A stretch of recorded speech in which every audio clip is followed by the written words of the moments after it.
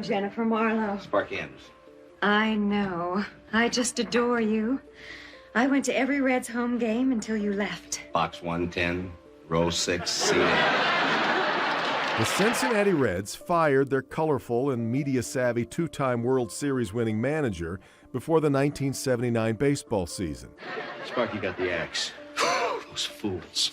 Soon after Sparky's TV cameo, Tigers general manager Jim Campbell pulled the plug on first-year manager and quiet company man Les Moss in favor of the fiery future Hall of Famer. I was very upset.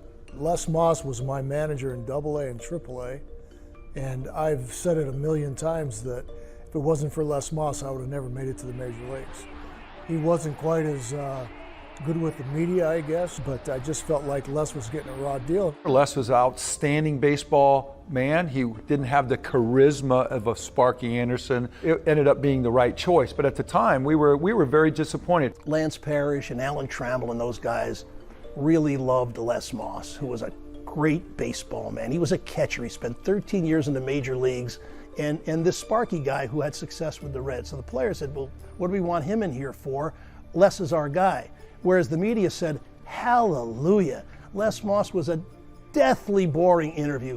Great guy, must have known baseball, but it was just enough to just put you to sleep. And here you got the quote machine. Sparky Anderson, you know, with things like the next Mickey Mantle. He gave you what Kirk was the next Mickey Mantle. He'd say things like pain don't hurt. Just crazy stuff. We thought we could do a cable station with Sparky, but he never stopped. He did 24 hours of saying the darndest things. He was great. He was a wonderful man. And for the next 17 years, Sparky appeared on and even hosted show after show. He interviewed former presidents, mugged with a Channel 4 vampire, sparred on the pregame with Ackerman, who had been wisely hired back, and still managed to entertain the media at large. He was a journalist's dream, of course, because he was so quotable, he was so available, he was so charming, and his charm wasn't an act. He was always like that. He was a really genuine person. Morning, sir. Good, sir. Thank you. How are you? I did an autograph from you for my boy. You have a pencil? People were so honored that a guy who could have been in any market embraced Detroit. But let's rewind, because unfortunately, the young team Sparky inherited in '79 wasn't ready to win. Channel 4 had the Tigers right since about 75 in through there, and they weren't a very good team. In fact, Channel 4's new owners had even thought about pulling the plug. So I come here, and they said, we're going to get rid of it. And I said, look, you give me a couple years, I'll make this work. I promise you, I'll make this work. There was no pregame, no aftergame, no nothing, nothing. And the Tigers televised only 40 games a year. So if there was a Tiger game on Channel 4, it was an event. So Channel 4 wisely jumped on that bandwagon with both feet. Starting around 1980, companies started throwing, they called them birds. They threw these broadcast satellites up in the sky. So suddenly you could bounce video to each other. It isn't like today where you Google something and you see it in front of you. You have to really search for it. And George Michael, who was at WRC, an NBC station, started doing this. And he called it the George Michael Sports Machine, and we copied it. At the push of a button, we'll bring you the best in action highlights. It's a whole new world of sports, brought to you through the magic of satellites and tape technology. Be there for the George Michael Sports Machine every Sunday night at 11:30, only on Channel 4. Sports Final Edition, Sunday night at 11:30. Sports Final Edition was an obvious. We had the Tigers, we're building on the Tigers. Of course you do the pregame. It was war at Tigers Stadium last night, the ugliest battle. 2 bench-clearing brawls precipitated by Minnesota pitchers.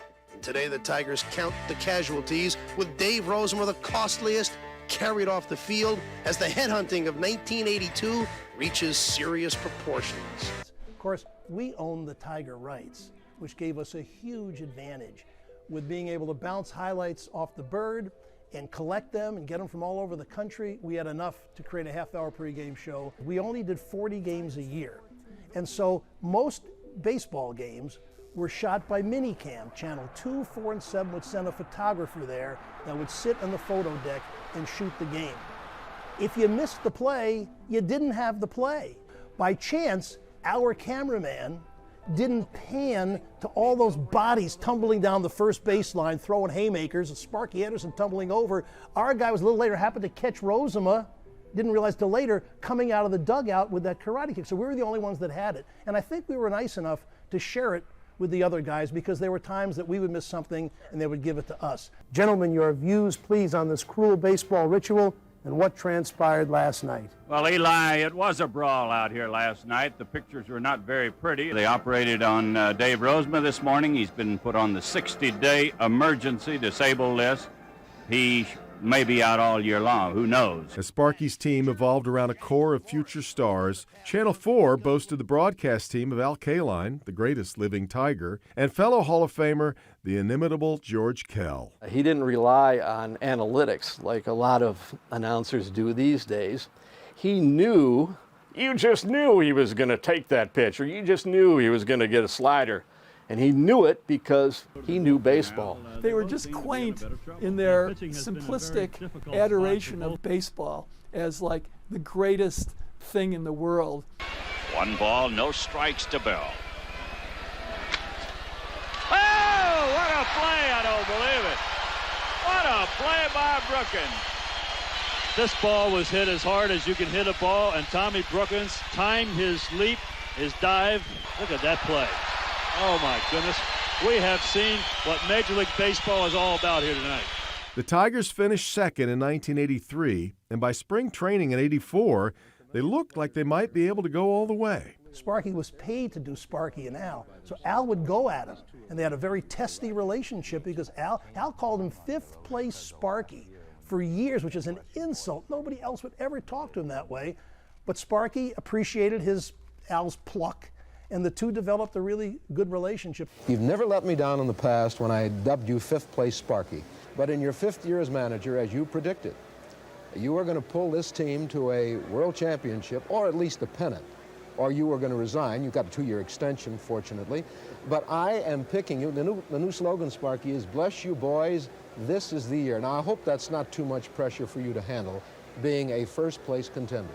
No, Al, I agree with you. I would have to pick us too. We feel like we're sitting in the driver's seat. Bless you, boys. This is the year. Remember the new battle cry, and I'll see you next Saturday. You'll be saying that so much this year, the fans will get bored.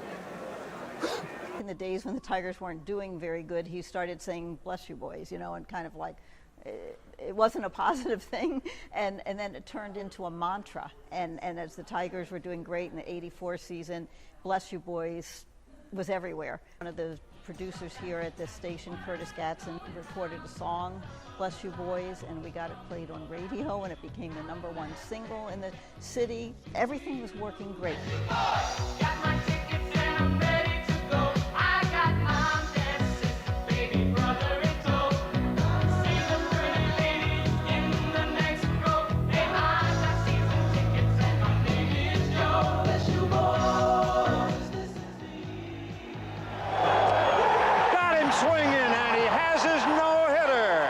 Jack Morris's no-hitter came in just the 4th game of the season. They won 18 of their first 20, and by May 24th in Anaheim, they played to a packed house.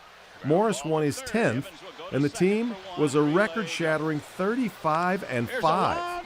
This was total mania in this town. That's all anybody talked about. There was nothing more local than the Detroit Tigers.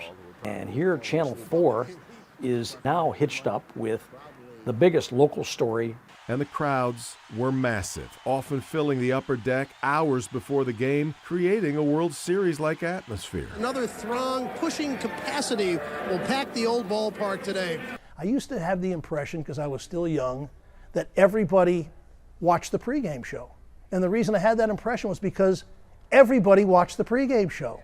The Tigers became so good, so early, so fast, that many people that really weren't sports fans got hooked very early in the year. So Channel 4 had a tremendous opportunity, and thanks to Alan Frank and being forward-thinking, exploited it to death. That start was so amazing.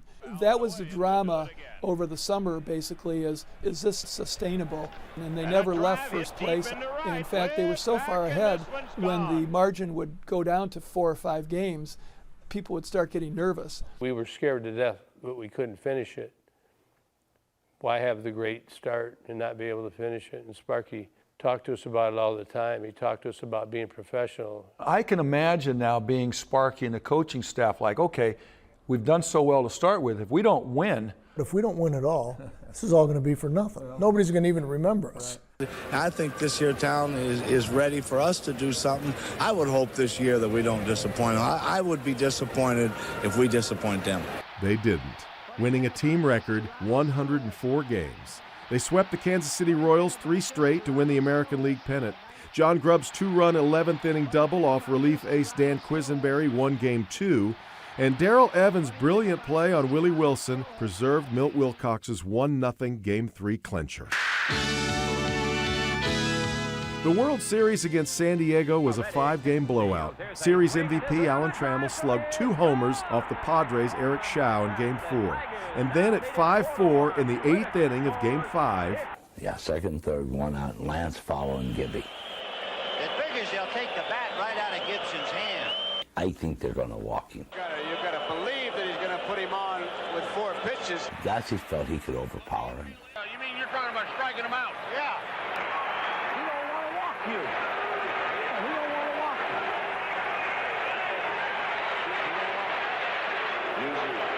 They give Gibson the left field foul line. Brown is in left.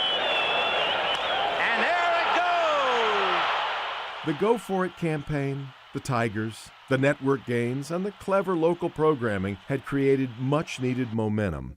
But could the news hold the audience?